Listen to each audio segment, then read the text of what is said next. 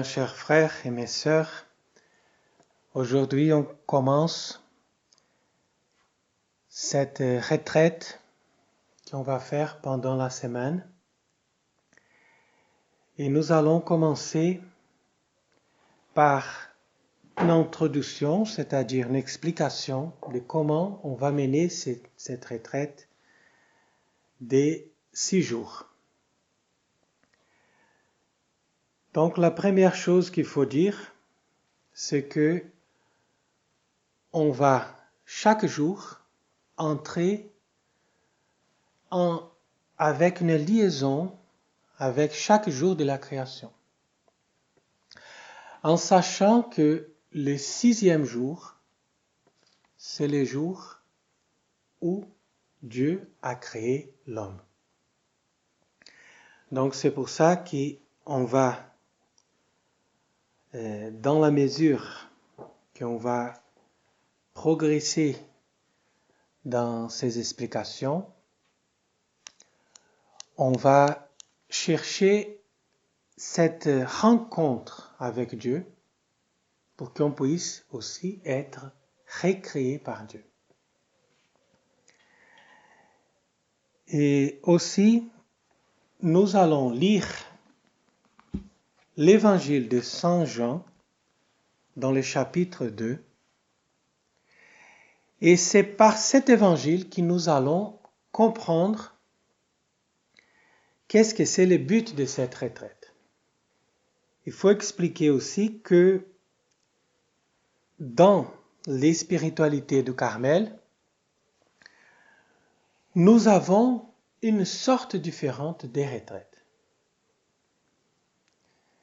Et si vous êtes habitué avec les méthodes d'un retraite ignatien, vous allez avoir quelques remarques de différence. Et en fait, la caractéristique fondamentale des retraites selon les spiritualités du Carmel, c'est que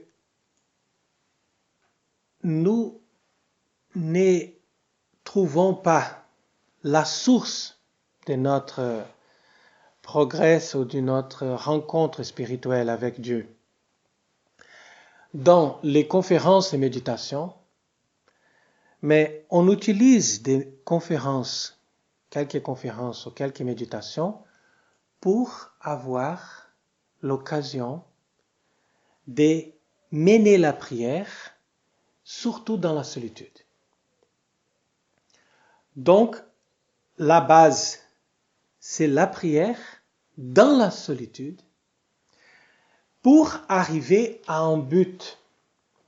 C'est-à-dire que les conférences vont nous guider dans la mesure qu'on va proposer un but, on va proposer des sources de méditation et après, c'est vous, devant Dieu, à travailler. Donc c'est plutôt ça. Pourquoi je vous propose de lire l'évangile selon Saint Jean des noces de Cana?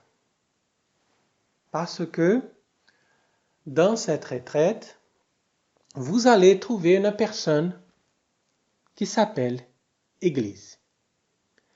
C'est une personne cachée, c'est une personne méconnue, et c'est exactement à cause de ça que nous avons aujourd'hui tellement de problèmes, tellement de schismes, tellement d'hérésies, tellement d'apostasie. Puisque les gens, peut-être, ils ont eu un effort pour trouver la personne du Christ ou même la personne de Dieu, mais ils n'ont pas eu les chemins pour trouver la personne de l'Église. Et la clé pour ouvrir cette porte qui va nous amener à l'Église, qui va nous faire trouver l'Église, c'est Marie. Marie aussi, encore aujourd'hui, c'est une personne cachée. Puisque nous avons parfois la dévotion à la Vierge Marie, mais nous n'avons pas la connaissance de qu'est-ce que c'est cette personne. Et donc on va trouver dans cet évangile des noces de Cana une expression très intéressante de la Vierge Marie comme médiatrice entre nous et le Christ pour trouver une personne qui est tout à fait l'image et ressemblance de Christ qui s'appelle l'Église. Vous voyez? C'est une personne féminine, mais en même temps, c'est une personne qui est basée dans l'autorité de l'homme qui va être constitué pour montrer la force de l'Église comme des prêcheurs, comme des évêques, comme des docteurs. Et tous ces gens, ils vont faire un genre de travail autour de cet bâtiment qu'on appelle aussi l'Église. Donc on va exploiter toutes ces figures, on va exploiter tous les passages bibliques qui nous parlent de ce sujet, et surtout, on va tomber sur les cantiques des cantiques, que c'est les livres par excellence qui révèlent la personne de l'Église. Donc d'abord, l'évangile de Saint Jean. En ce temps-là, il y eut des noces à Cana de Galilée. Et la mère de Jésus était là. Voyez? Remarquez bien que l'évangile commence de parler d'un événement et avant de parler de qu'est-ce qu'il s'agit, il va dire, remarquez que la mère était là.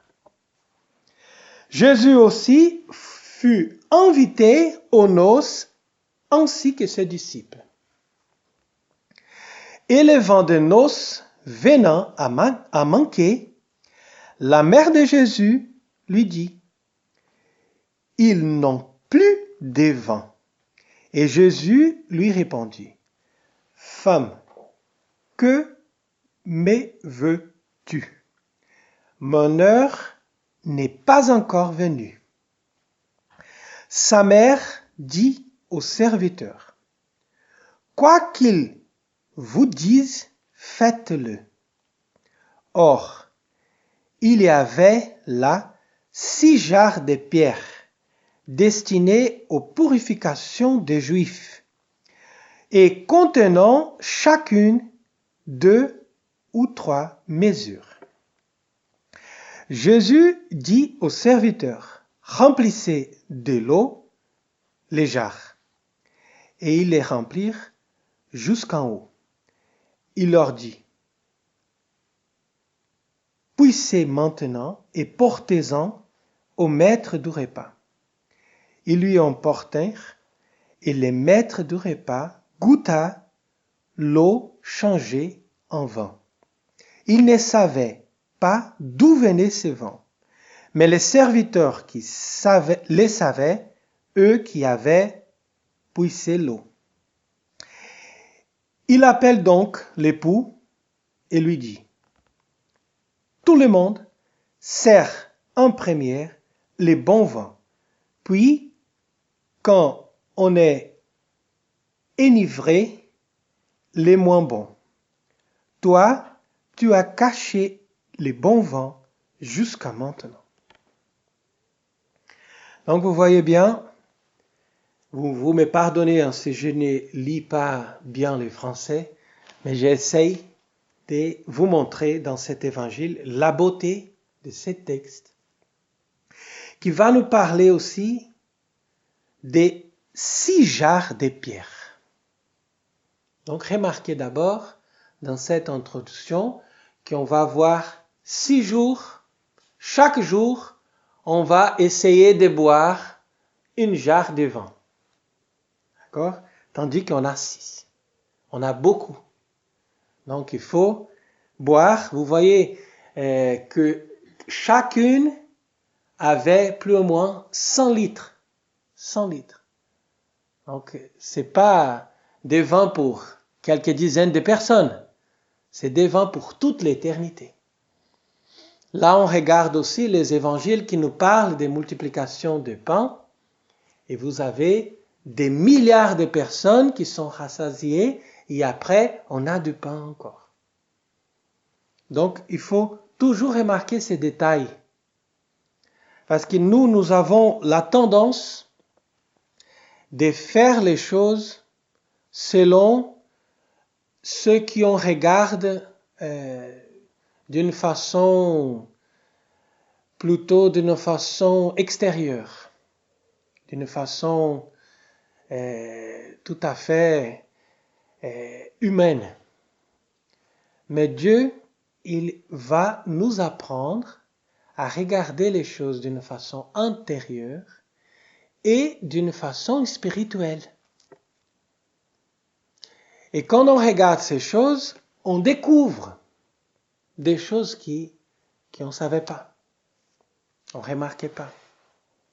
C'est pour ça que les gens ont l'habitude de juger les autres. Mais ils jugent selon les critères humains et extérieurs. Et ça, c'est un jugement qui va tomber dans l'erreur. Tandis que nous, on doit juger les choses selon l'Esprit de Dieu. Selon l'Esprit qui regarde les profondeurs. Et une fois qu'on a lu cet évangile, on va voir que chaque jour aussi,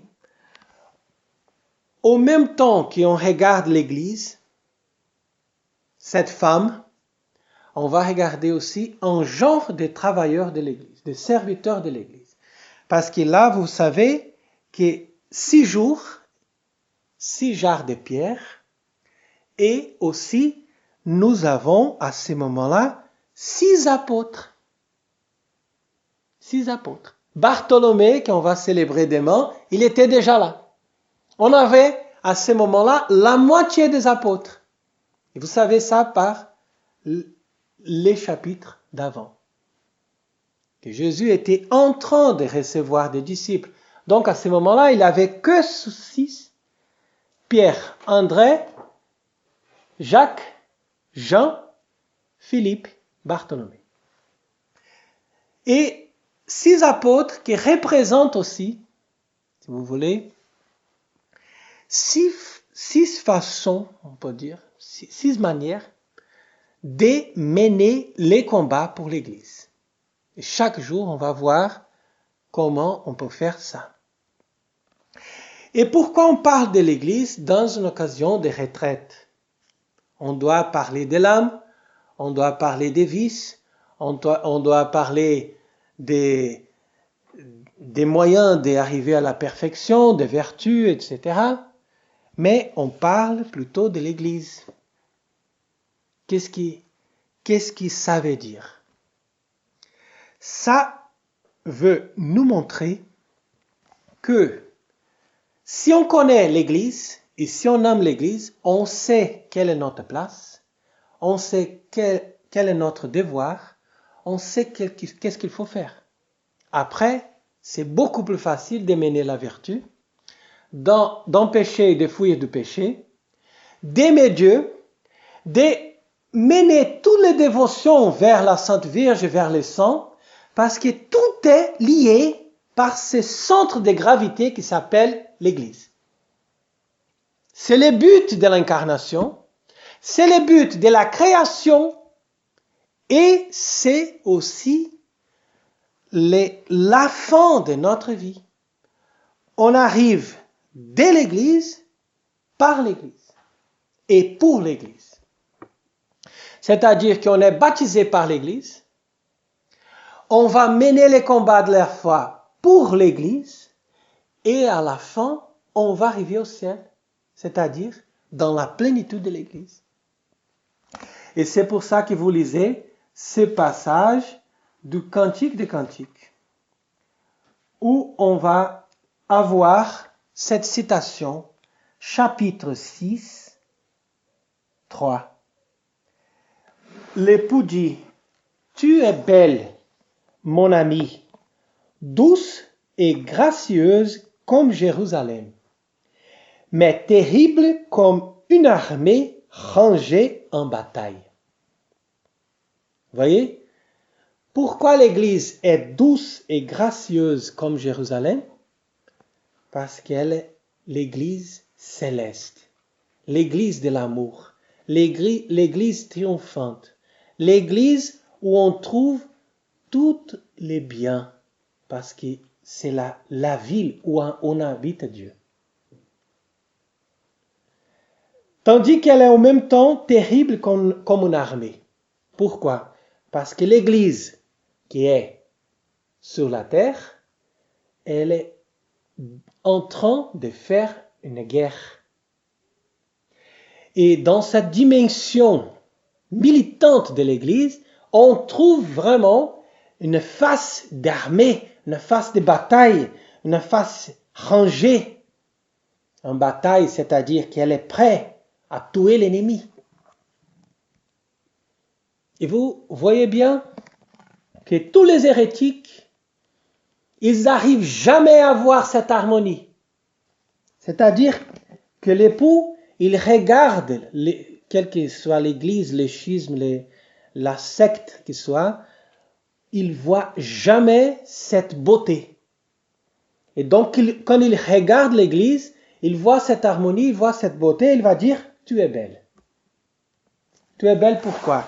Parce qu'au même temps que vous avez cette dimension de douceur, d'amour, de tendresse, vous avez au même temps la dimension des batailles.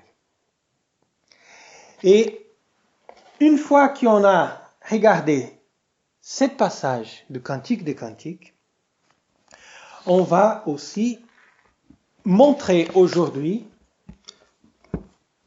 la première fête de la Vierge Marie. Et si vous voulez, au même temps qu'on a 6 jours, 6 jarres de pierre, 6 jours de la création, 6 jours de la retraite, toujours les 6. On a aussi 6 fêtes de la Sainte Vierge. Vous pouvez dire, ah mais il y a plusieurs fêtes. Vous vous trompez mon père. Il y a plusieurs fêtes de la Vierge Marie dans l'année liturgique. Mais non. Si vous regardez les calendriers de plus anciens, 6 fêtes. Après, on a développé plusieurs. Mais d'abord, vous avez 6. Et pourquoi? Parce qu'elles sont les plus importantes. Sont les fêtes qui vont parler, ils vont nous montrer exactement qu'est-ce que c'est la Vierge Marie.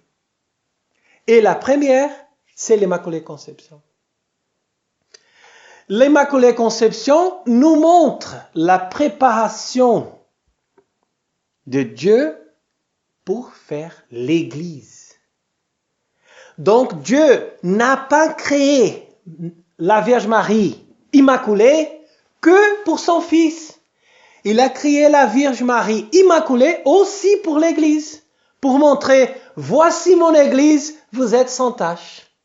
Vous êtes représentés pour une créature qui est sans tache de péché.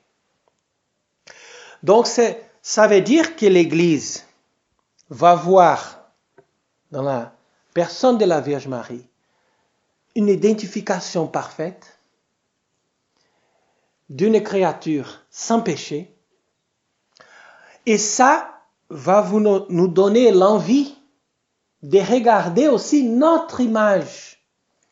Nous sommes créés sans tache. Et malheureusement, par la nature, on a reçu cette tache de péché originel. Et vous savez quelle est la plus grave conséquence du péché originel? La plus grave conséquence du péché originel, c'est que nous sommes attachés à nous-mêmes. Et depuis le moment que vous savez que vous êtes attaché à vous-même, que vous aimez vous-même avec un amour qui n'a pas la correcte dimension, là, vous êtes vraiment toujours coincé. Pourquoi? Parce que même si vous avez l'envie d'aimer Dieu, même si vous avez l'envie d'être saint, d'être parfait, de faire quelque chose, de montrer votre gratitude, de montrer votre dévotion, toutes les choses bonnes qu'on peut avoir vont toujours être bloquées par cet amour infernel que nous avons depuis notre conception, qui nous attache à nous-mêmes de façon qu'on ne peut pas nous débloquer sans l'aide de la grâce.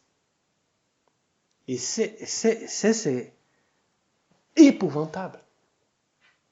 On a vu des saints, des personnes qui ont été des malades du péché, ils ont développé une force extraordinaire par la grâce divine, ils ont vaincu le péché. Tandis qu'on a vu des personnes très sages, très vertueuses, qui avaient une éducation parfaite, qui avaient la foi catholique et les sacrements depuis les premiers jours de naissance, qui sont tombés en enfer. Comment expliquer ça? C'est la volonté. C'est notre attachement à notre propre volonté. Donc, aujourd'hui, on regarde l'Immaculée Conception. Et dans la mesure qu'on va voir cette considération de la Vierge Marie, Mère de Dieu, image de l'Église, conçue sans le péché originel, on regarde aussi la première jarre de pierre qui va nous amener de l'eau. L'eau, c'est la grâce, l'eau, c'est le baptême, l'eau, c'est aussi la purification. Et dans la mesure qu'on cherche la purification, il faut trouver le chemin de vaincre le péché, le chemin de l'ascèse. Donc, on commence aujourd'hui aussi à combattre la gourmandise, soit corporelle, soit spirituelle. Et vous voyez qu'aujourd'hui, ça tombait bien parce que c'est la vigile de Saint-Barthélemy. Vous pouvez jeûner et là, vous allez combattre la gourmandise. Pourquoi la gourmandise, elle est tellement difficile de vaincre? Parce que c'est le siège premier où on trouve nous-mêmes. On va trouver des plaisirs les plus simples, mais qui nous donnent un attachement quand même à notre vie corporelle. On va dire, oui, mais je suis bien, je n'ai pas de gros péchés, mais ma vie, elle est belle. Ma vie, elle est bonne. J'ai tout ce qu'il faut. Et j'aime le bon Dieu, bien sûr. J'aime communier, j'aime mes dévotions, mais c'est tout à moi. C'est tout à moi. C'est mon Dieu, mes dévotions, mon église, mon jour de communier, ma messe. Même la messe, c'est ma messe. Et on termine pour dire, c'est mon église. Vous voyez? C'est très facile de tomber dans les schismes, dans les hérésies et dans tous les péchés si on commence par là. Parce que c'est à moi. Et vous voyez bien que Notre-Dame, la Vierge Marie, quand elle était conçue sans le péché originel, elle était libre. Une personne libre, c'est-à-dire une personne qui a la vraie liberté, c'est la personne qui a découvert la vérité sur soi-même et sur Dieu, à propos de Dieu. Donc, je remarque qu'un jour, j'ai trouvé un très beau tableau de l'Immaculée Conception qui avait ses mains comme ça, ouvertes. Et à côté de cette femme avec les mains ouvertes, on avait Ève avec les mains fermées. Comme ça. Elle était comme ça, mains fermées et la tête tombée. Et j'ai remarqué les deux femmes, elles étaient comme que des jumelles. Elles étaient identiques. C'est remarquable de voir ça parce que elles étaient belles, on peut imaginer que Dieu a donné tous les grâces qu'il a données à Marie, il a donné à Ève aussi. Donc, Ève ne pourrait pas dire, oui, mais j'ai tombé dans ce péché parce que je n'avais pas les grâces qu'avait la Vierge Marie. Mais non, elle avait toutes les grâces, elle était pareille. Mais c'est par sa volonté qu'elle a éloigné de Dieu. Tandis que la Vierge Marie, conçue sans le péché originel, exactement comme Ève aussi, n'avait pas le péché originel. Mais la différence, c'est que même sans le péché originel, Ève a pu contempler sa beauté, sa vertu, toutes les grâces naturelles que Dieu lui a données. Et à ce moment-là, elle a dit, mais écoutez, c'est ma vie. C'est à moi. Donc c'est pour ça que je vais manger ces fruits, parce que c'est à moi. C'est à moi de les prendre. C'est à moi de choisir. C'est à moi de vivre. Pourquoi pas? J'ai le droit de vivre. Et Dieu il ne va pas m'empêcher de vivre. Imaginez? C'est ça l'attitude d'un pécheur. Il va dire, j'ai le droit de vivre, j'ai le droit d'avoir des plaisirs, et Dieu ne va pas m'empêcher d'arriver. Allez, c'est à vous de voir. Donc il y a une relation. Il faut bien contempler. On ne peut pas arrêter dans la méditation du péché originel juste pour dire, oui, voilà, Notre-Dame, la Vierge Marie, elle a la grâce d'être conçue sans le péché. Mais ce n'est pas que ça. Sans le péché aussi, elle a sa volonté qui s'attache à Dieu. Parce que si nous avons le péché originel, ça nous bloque. Mais rien n'empêche que par la grâce, on puisse nous libérer de nous-mêmes. Dans la même mesure que Ève, avec la grâce d'être libérée du péché originel, elle, quand même, a tombé dans le péché par sa volonté. Donc, pour faire cet déblocage spirituel, il faut faire l'inversion. Les mêmes mouvements de Ève d'une façon inverse. Elle n'avait pas le péché, mais elle a cherché soi-même, aimé elle-même. Et comme ça, elle était fermée à Dieu. Tandis que nous, on doit regarder la Vierge Marie. Et on doit regarder la liberté spirituelle d'échapper de notre amour propre.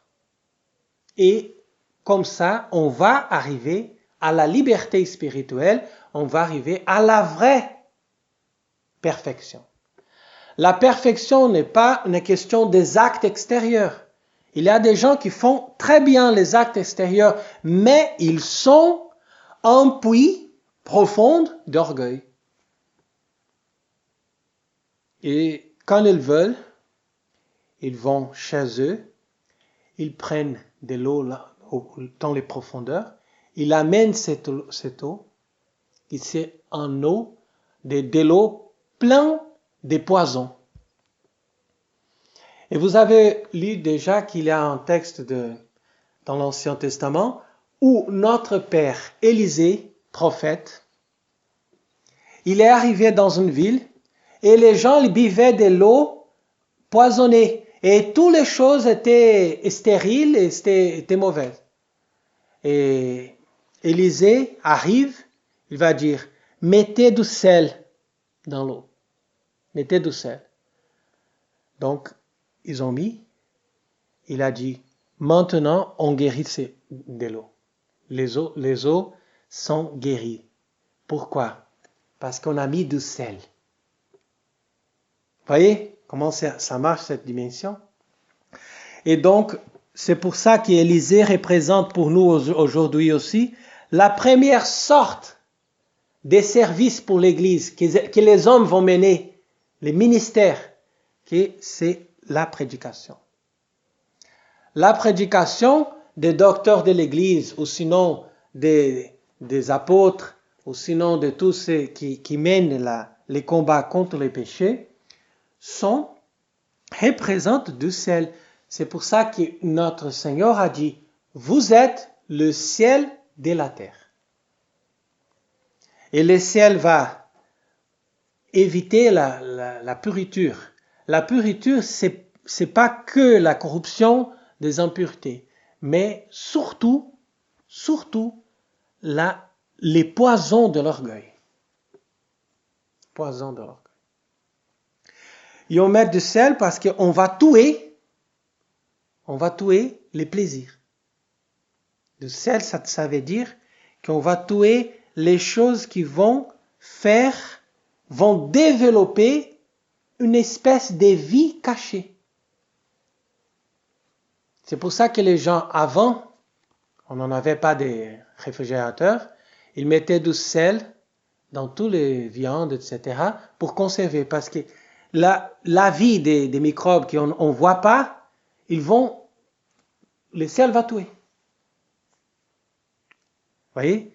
Et c'est la même chose si on considère les péchés originels. La considération de notre amour-propre et du poison de notre attachement à notre volonté, c'est la même attitude de mettre du sel toujours à nous-mêmes pour nous conserver purs. Et cette impureté, c'est plus grave que la prostitution. C'est la impureté de l'attachement à nous-mêmes. Il y a beaucoup de gens qui se disent, mais je suis de la tradition, je n'ai pas de péché mortel, je viens à la confession souvent, je suis une personne pure, je suis une personne parfaite, je suis une personne qui va arriver au ciel et tous les gens vont dire, mais écoutez, vous êtes la meilleure. Tandis que cette personne-là n'a pas même la possibilité aujourd'hui, si elle est morte aujourd'hui, elle ne va pas même monter au ciel. Et si elle a la grâce d'arriver au purgatoire, elle va voir dans le purgatoire que sa impureté est énorme. Parce que c'est une personne qui a sa propre religion, sa propre église, sa propre messe, tout à elle. Elle n'est pas libre. Elle a toutes les choses à elle-même. Dès que vous arrivez et vous dites, écoutez, je vais prendre quelque chose. Non, c'est tout à moi. Vous éloignez de moi parce que c'est tout à moi. Donc vous ne pouvez pas les montrer la vérité parce qu'elle a sa propre vérité. Vous ne pouvez pas les montrer quelle est la messe qu'elle doit aller. Non, c'est ma messe qu'elle est bonne. Et c'est comme ça qu'elle va mener sa vie spirituelle. Et c'est pour ça que Saint Jean de la Croix va dire dans La Nuit obscure qu'il écrit, il va dire, lorsqu'ils vont communier ces sortes de personnes, ils songent beaucoup plus à se procurer quelque goût sensible qu'à adorer et à louer en toute humilité les grands dieux qu'il vient de recevoir. Vous voyez, c'est une phrase qui va montrer comment vous identifiez quelle sorte de personne qui a la gourmandise spirituelle. Lorsque cette personne va communier, au lieu de chercher la gloire de Dieu, de louer Dieu, elle va procurer quelques goûts sensibles. Et c'est tellement leur idée qu'ils n'y trouvent pas quelques goûts ou consolations sensibles, qu'ils croient n'avoir rien fait. Donc, ces sortes de personnes, dès qu'elles n'ont pas les goûts, elles pensent que c'est pas bon, que c'est pas catholique, c'est pas l'église, c'est pas bien. Donc, elles sont attachées même à quelques chansons ou quelques dimensions tout à fait extérieures. Ah, mais c'est pas la fleur, c'est pas celle-là aujourd'hui. Le critère, c'est pas celui-ci. Donc, ils sont attachés à des choses extérieures, en fait. Et il va dire aussi, c'est là une manière très basse de juger de Dieu. Saint Jean de la Croix va dire. Parce qu'ils vont dire que Dieu est là quand on a des consolations. Et si on trouve que c'est différent, c'est pas tout à fait la même chose qu'on est habitué, c'est pas comme on voudrait, donc ils disent, c'est pas de Dieu, c'est pas de l'Église. Au lieu de dire, non mais c'est Dieu qui va nous montrer des choses plutôt intérieures que les choses extérieures. Et à ces propos-là, Saint Augustin aussi, il va dire dans les écrits qu'il a fait contre Pélage, pour parler du péché originel, il va dire que l'Église, elle est comme Esther, qui va transtulit indignationem Assuerus. Vous savez qui est Assuerus? Assuerus, c'est le roi terrible. Et Esther, la reine, va s'approcher de lui et va changer son indignation contre nous. Pourquoi? Parce que l'Église, elle va les montrer notre humilité. Donc, Saint Augustin, ici, il va nous expliquer que dès que nous avons le péché originel et nous avons cette tâche, nous sommes comme des fous, nous sommes comme des condamnés. Et Dieu est plein d'indignation contre nous. Iraeus. Iraeus, ça veut dire sa colère contre nous. Et l'Église s'approche d'une façon qui va les faire plaisir, qui va placarer, c'est-à-dire qui va débloquer sa colère. Donc c'est la façon humble qu'on doit s'approcher de Dieu dans la considération de notre misère. Voyez? Et par cette attitude, on va trouver lenitatem. Lenitatem, en latin, ça veut dire la douceur de Dieu. Sa miséricorde. Et c'est pour ça qu'aujourd'hui, on doit, dans notre exercice spirituel, pendant la journée, essayer de faire plusieurs invocations de Dieu qui montrent comme il est grand, comme il est parfait et comme nous sommes dépendants de lui, comme nous sommes petits, comme nous sommes pleins de péchés, des tâches et des imperfections. Et avec cette attitude, Dieu va nous donner sa grâce. Il va nous pardonner. C'est pas une question tout simplement de venir à la confession. Non, j'ai fait une confession, j'avais la contrition, c'est suffit. Non, on doit toujours mener cette attitude de pénitence et d'humiliation devant Dieu. Dans la considération de nos péchés du passé, dans la considération de nos imperfections et dans la considération aussi de nos ingratitudes. Vous savez tellement d'ingratitude on a eu vers Dieu? Combien de fois on a dit mettez-lui à la croix au lieu de dire adorez-lui, il est Dieu. Il est notre Dieu, il est notre Seigneur, notre Créateur. Au lieu de dire ça, on va dire Non, mettez-lui dans la croix. Parce que c'est à moi la vie. Ce qui m'intéresse, c'est à moi. On ne peut pas s'arrêter à lui. S'il a la volonté contraire à nous, on va le tuer. Et aussi, c'est pour ça que Saint Jean de la Croix, il va nous expliquer dans ce chapitre 7 que les vices de la gourmandise spirituelle, c'est une imperfection, c'est une force du péché qui va nous attacher à des dévotions et même des actes de pénitence, d'ascèse, etc., des pratiques diverses, mais qui nous montrent que la personne est plutôt attachée à son propre conseil plutôt qu'obéir et de se laisser guider par un autre. Donc l'obéissance, c'est les signes que la personne est ouverte à Dieu. C'est pour ça que c'est intéressant de remarquer que peu importe si la personne qui on doit obéir, elle est pleine de défauts, elle est pleine des imperfections, elle est pleine de péchés, peu importe. C'est pas la vertu de la personne qui compte. C'est la représentation de cette personne devant Dieu. Et je trouve qu'il y a une phrase de Sainte Catherine de Sienne que je trouve remarquable, qui nous montre quelle doit être notre attitude devant l'Église et devant l'obéissance à l'autorité de l'Église.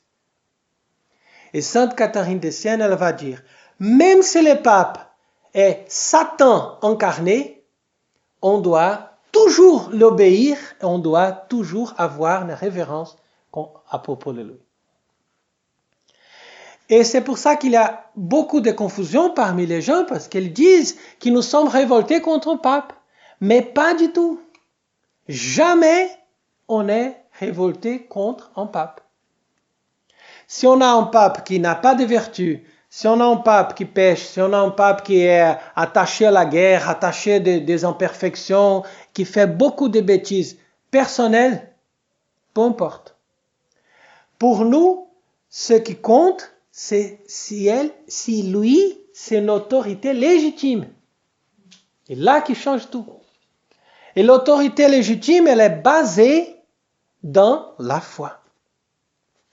Et c'est pour ça aussi qu'on doit aujourd'hui remarquer que la première chose, dès qu'on trouve cette clé, Marie, pour entrer à cette chambre, pour trouver cette personne cachée qu'on appelle l'Église, la première chose que vous devez savoir pour identifier si la vraie Église elle est là, c'est la vérité. Jésus-Christ, notre Seigneur, il a fait l'Église à son image et ressemblance. Donc tout ce que vous trouvez à lui, vous trouvez aussi dans son épouse. Donc s'il nous dit, je suis le chemin, je suis la vérité et je suis la vie. La même chose c'est l'Église. Elle, le chemin. Elle est la vérité. Elle est la vie. Si une personne est attachée à la vérité, donc elle appartient à l'Église, c'est une autorité légitime. C'est différent en évêque. Un évêque peut être un hérétique et légitime en même temps. Tandis qu'un pape, non. Pourquoi? Parce qu'un évêque tout seul ne représente pas l'Église. C'est ça qui change. Un évêque tout seul ne représente pas l'Église. Et s'il est uni au pape, s'il a les hérésies, sont des hérésies personnelles. C'est une question de temps, le pape va les chasser, l'enlever et dire non, vous êtes un hérétique, sortez, on va mettre un évêque catholique. Vous voyez la différence?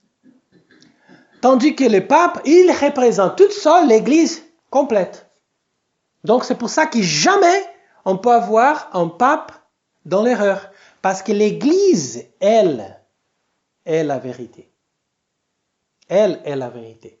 Parce qu'elle va avoir la lumière qui sort de Christ, la même lumière, et elle va nous réfléchir cette même lumière. Vous voyez? Donc, quand Sainte Catherine a dit que le pape peut être un Satan incarné, c'est-à-dire qu'il peut avoir tous les vices, tous les problèmes. Mais il est un pape légitime, c'est-à-dire qu'il c'est quelqu'un qui garde la foi, qui a l'intention de maintenir l'Église catholique, et c'est pour ça qu'il est un vrai pape, il est légitime, donc nous sommes tous avec lui, toujours. Tandis que les autres qui ne gardent pas la foi et qui n'ont pas même l'intention de maintenir l'Église catholique, qui font question de jeter à la poubelle tous les enseignements du magistère avant Vatican II, donc c'est une intention formelle. C'est une intention formelle qui va nous montrer qu'ils ne sont pas légitimes, c'est tout simple. Et quand vous voyez le chapitre 1 du livre des Cantiques des Cantiques, vous voyez, qu'est-ce que l'épouse va dire? Je suis noire, mais je suis belle, ô fille de Jérusalem. Nigra sum sed formosa, en latin. Nigra sum sed formosa. Qu'est-ce que ça veut dire selon les commentaires d'Origène et de tous les saints qui ont commenté les Cantiques des Cantiques? Ils vont nous expliquer que l'Église, elle est noire parce qu'elle est faite des gens qui sont pécheurs. Mais elle est belle. Pourquoi? Parce qu'elle a reçu la purification du baptême et aussi parce qu'elle est pleine de la lumière de la vérité. Donc si elle est noire, c'est parce que nous sommes blessés par les péchés originels. Donc l'Église, elle confesse ses fautes. Nous, chacun de nous, on dit, oui, c'est ma faute. Je suis en péché. Je suis attaché à moi-même. Je suis attaché à ma volonté. Je suis plein de gourmandises. Mais je suis capable de me purifier de tous ces péchés et arriver à cette beauté spirituelle. Donc ce qu'il faut éviter absolument, c'est la gourmandise. C'est le premier vice. On va chaque jour parler d'un vice. On commence pour éviter la gourmandise corporelle, mais aussi on doit éviter la gourmandise spirituelle. La gourmandise spirituelle, elle arrive dans la vie des personnes qui sont déjà en train de développer la vie spirituelle, en fait, qui ont déjà quitté le monde et quitté le péché, mais qui sont encore trop attachés à sa volonté propre et qui font parfois dans la vie religieuse ou même dans la vie des personnes qui cherchent une vie spirituelle, dans la vie laïque, des laïcs, mais qui, au lieu de suivre une position, une direction, une obéissance, sont des personnes qui sont plutôt attachées à faire plaisir à elles-mêmes, même dans les choses spirituelles, des dévotions ou des choses qu'elles aiment. Donc, pour éviter la gourmandise spirituelle, il faut qu'on puisse renoncer à des choses qu'on aime, qui on mène dans la vie spirituelle. Par exemple, vous aimez telle chose, vous aimez telle chose, donc évitez ces sortes de choses et cherchez d'autres que vous n'aimez pas trop. Ou sinon, faire un acte d'obéissance à la direction spirituelle pour chercher une façon de couper cette liaison que vous avez entre votre cœur et le centre du péché, qui c'est la volonté. Et comme ça, vous allez avoir un cœur libre.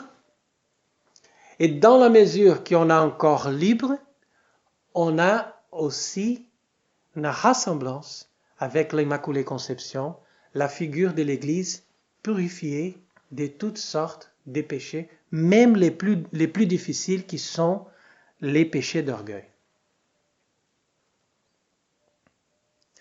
Et comme ça, on a la possibilité de développer la vie spirituelle d'une façon solide, pas juste d'une façon temporaire ou plutôt humaine. Et c'est pour ça aussi qu'aujourd'hui, il faut bien remarquer que dans cette première jarre des vins qu'on est en train de boire, il faut aimer l'Église, vérité. Donc le titre qu'on donne à l'Église aujourd'hui, c'est vérité. Vous êtes la vérité. Vous répétez toujours ça.